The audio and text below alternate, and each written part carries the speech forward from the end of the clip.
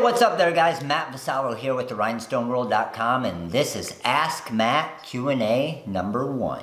So over all the different videos I've done and all the live trainings, all the classes, what I've found that helps all of you guys the most is sharing my experiences, sharing ideas, sharing different things, that questions that you guys have of how I handled that when I was starting my business. So I'm starting this new series here that I'm going to do weekly, and it's just going to be really quick, to the point answers with questions that come in from you guys. So I think it's going to be pretty awesome. If you like them, if you like the idea, click that like button so I know, so I keep doing these things, and then comment below.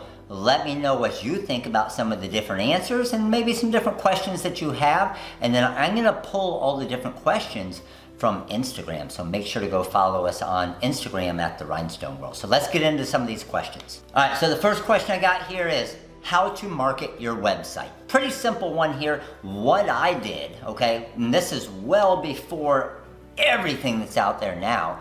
What I did to market my website is I used eBay, okay? I knew that was very inexpensive. I could get some sales on it, but more importantly, it's getting everything out there, and I used it as an advertising tool. And then the other thing that I used is this right here. Where you guys are, YouTube. YouTube built my entire business. I'm telling you, we have over 3,000 tutorial videos, but you need to create a YouTube channel. Grab your phone, take a picture, hold a shirt up, take a picture of the shirt. You don't even have to say anything. But I promise, if one person, 3 people, 5 people view that video, that's 5 potential customers that you might have never reached before. And we have some videos, even back when we were on the finished product side, that had 25, 50, 75, 100,000 views for free. Right? For free, I was able to reach 100,000 people. So you need to be on YouTube, you need to be on LinkedIn, you need to be on Facebook, you need to be on Twitter, you need to be on Snapchat, you need to be on TikTok, you need to be on all of these different, it's free. It is a lot of work, I promise it is a lot of work. It takes a lot of time to grow it, but there is absolutely nothing that can hurt your business unless you're just putting bad things out there. So get on there, post some cool things that you do. Don't get frustrated when 2 or 3 people view it, or you get 1 like and it's your mom or your best friend or your spouse or your kids. Keep doing it, keep posting. You will see it slowly grow, and then eventually it'll start to take off. But you have to be persistent, you have to stay on it, and you have to do it daily. All right? So let's get into the next question. All right, next question here is a good one. Do you ever get overwhelmed about the different ways and the different methods to be able to create t-shirts, whether it's direct-to-garment or screen printing or sublimation or heat transfer vinyl or rhinestones or what? Believe me, I did. When Lorene and I were growing our business, 100% we did, because I wanted to do, and I know a lot of you guys are thinking this, and you're going to smile and you're going to say yes right now. You want to do everything.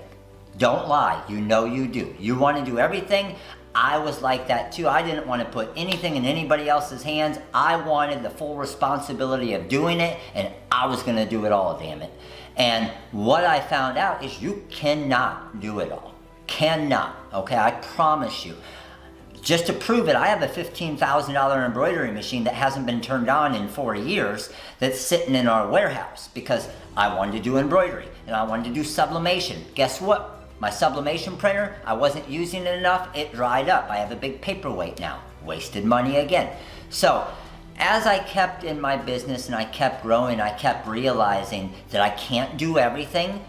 What I did is I finally started and I learned what outsourcing was. Remember, I was a high school physical education teacher. I had 0 business background. I had to figure all this stuff out. I didn't have somebody like me right now explaining all this to you and trying to save you the time and the money and the effort and figuring it all out and wasting a lot of money and time like I did. That's the goal, is to help you with that. But here's the way I thought of it that was really good for me, okay?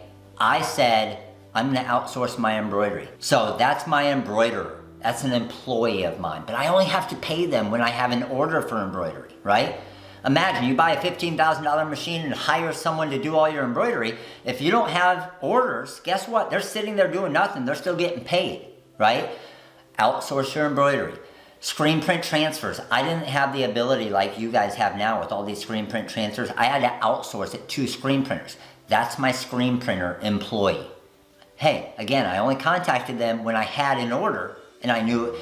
So I might not make as much money, but I didn't have to do it, right? I didn't have to buy the equipment. It comes to me, I blind ship it to them, boom, ship to the customer or pick it up and bring it to the customer, bam.